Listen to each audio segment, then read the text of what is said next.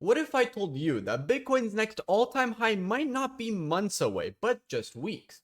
While most of the market is distracted by sideways price action, the signals beneath the surface are stacking up. From ETF inflows to macro pressure on the Fed to early whale accumulation, we're seeing the same setup that's played out before every major breakout. My name is Danylo, and today we're breaking down why Bitcoin's next move could be closer than most people think, and more importantly, how to position for it. We'll look at what institutions are signaling, how altcoins fit into this picture, and what this moment could mean for your next big opportunity in crypto. If that sounds interesting to you, make sure to hit that subscribe button and ring the notification bell so you never miss future crypto updates. Alright, let's get into it. Something big just happened that most people in crypto aren't paying attention to.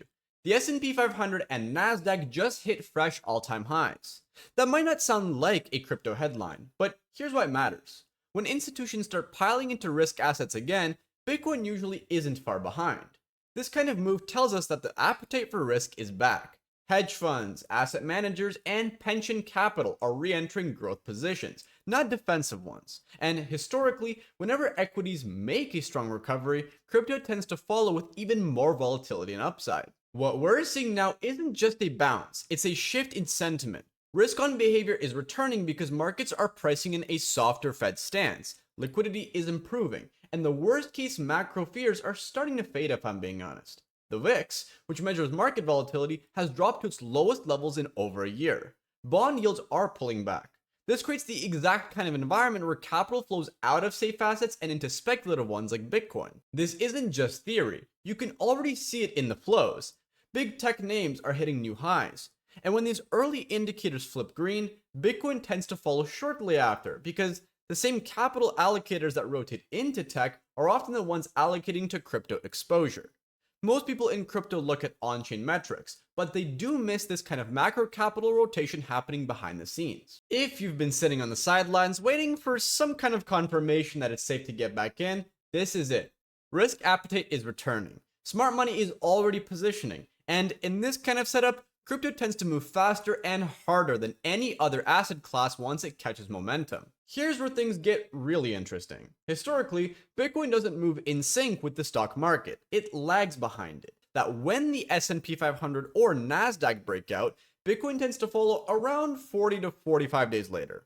And if you're counting back from the recent breakout in traditional equities, we're right in that window, about 30 to 40 days out. That's not a coincidence. It's in fact a pattern. Think about why that happens. Institutions aren't throwing everything into Bitcoin all at once. They rotate.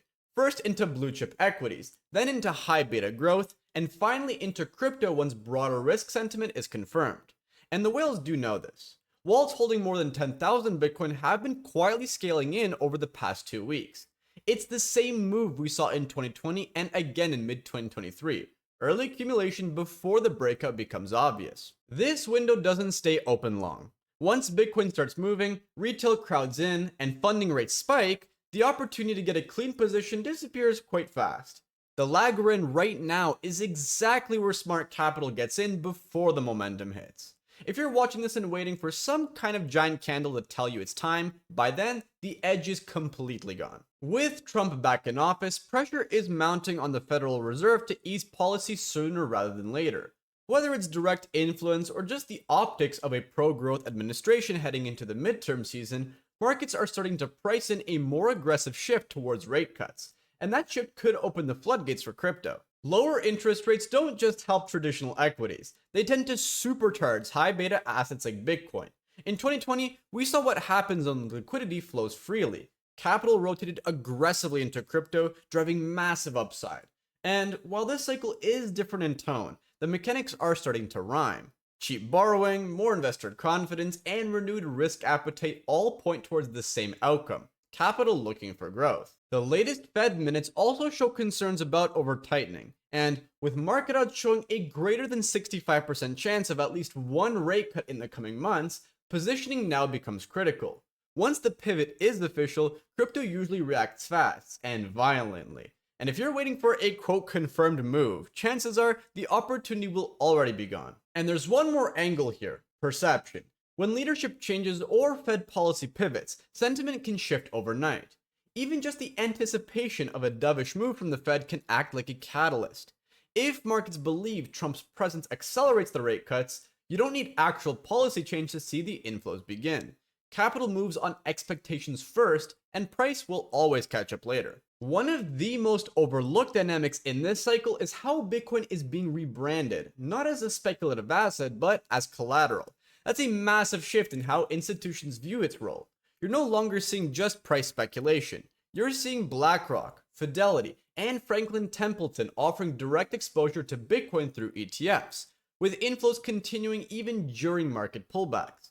That signals long-term conviction and not just momentum chasing. But it doesn't stop with the ETFs. We're now seeing headlines about Bitcoin being used as mortgage collateral. In places like Texas and Florida, firms are actively offering crypto-backed home loans. Whether or not you're planning to take one is beside the point. What matters is the signal. Bitcoin is being accepted by financial institutions as a form of real-world dependable capital. And that kind of structural integration doesn't reverse overnight. Even regulators are softening. The SEC hasn't just approved spot Bitcoin and ETH ETFs. It's also now looking at altcoin ETFs, reinforcing the idea that crypto is being integrated into the traditional system. That sends a message. Digital assets are being pulled into the traditional system and not pushed out. And that makes them more accessible to legacy capital. The question isn't whether crypto will be integrated into finance, because it's already happening. The real question is whether you're positioned early enough before the shift becomes mainstream. This kind of narrative transformation has implications beyond just the price. It changes who's buying, how they hold, and what kind of volatility we see. Institutions aren't panic selling on 5% dips. They're allocating, rotating, and holding for quarters at a time. If you want to be on the right side of this trend, you have to start thinking like they do, not just trading the hype, but understanding the structural demand that's forming underneath. One of the biggest shifts this cycle isn't just the price, it's perception. Bitcoin is no longer being treated like a purely speculative trade. It's being positioned as institutional grade collateral, and that has major implications for how capital flows into the space. We're already seeing it with Bitcoin ETFs. BlackRock, Fidelity, Franklin Templeton. These aren't crypto native players. These are legacy giants managing trillions of dollars. And they're not just offering spot Bitcoin exposure. They're seeing sustained inflows weeks after weeks, even during periods of sideways price action. That tells us something important. Institutions are building long-term positions and not just chasing the hype. But the evolution goes even deeper. We're now seeing Bitcoin integrated not just into investment products, but into financial infrastructure.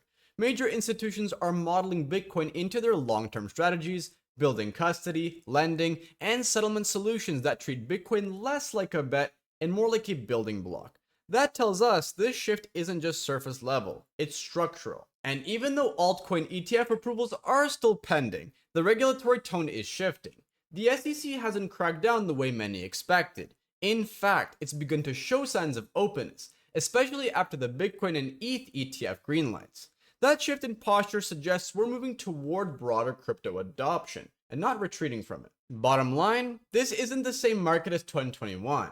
Bitcoin is being embedded into the financial system, as an ETF product, as a form of collateral, and eventually as a foundational building block for more advanced crypto-backed products. And that creates a new kind of demand, one that's institutional, sticky, and far more durable than the hype cycles we're used to. Here's something that might surprise you. Despite Bitcoin's strong performance, most altcoins are still flat or underperforming. If you look at the charts, ETH hasn't even been close to reclaiming its 2021 high.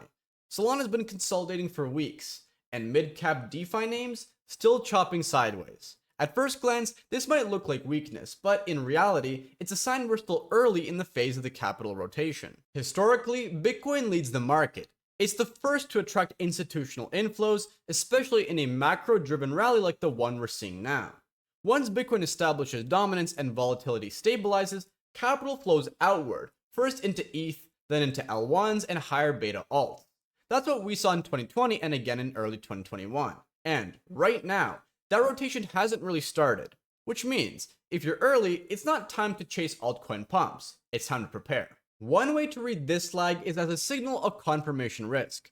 Institutions want Bitcoin exposure because it's liquid, regulated, and now backed by ETF access.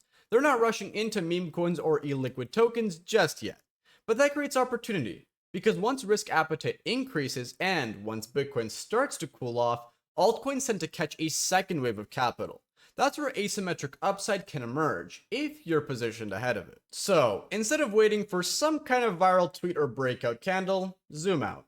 The lag in alts isn't a bug, it's a feature of how capital flows through this market.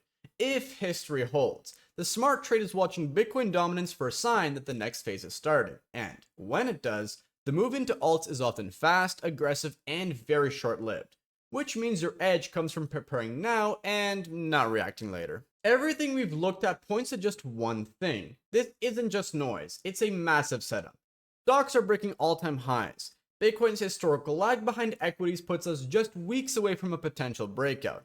The Fed is under pressure to loosen its grip, and markets are already pricing in the possibility of rate cuts. Meanwhile, institutional flows into Bitcoin are quietly building, and altcoins are still sitting on the sidelines. So, the question is, will you be ready before the headlines catch up, or will you be chasing moves that were already telegraphed weeks into advance? If this video helped you get one step ahead of the crowd, make sure to subscribe and hit the bell so you don't miss what's coming next. Thanks for watching, and I'll see you in the next one.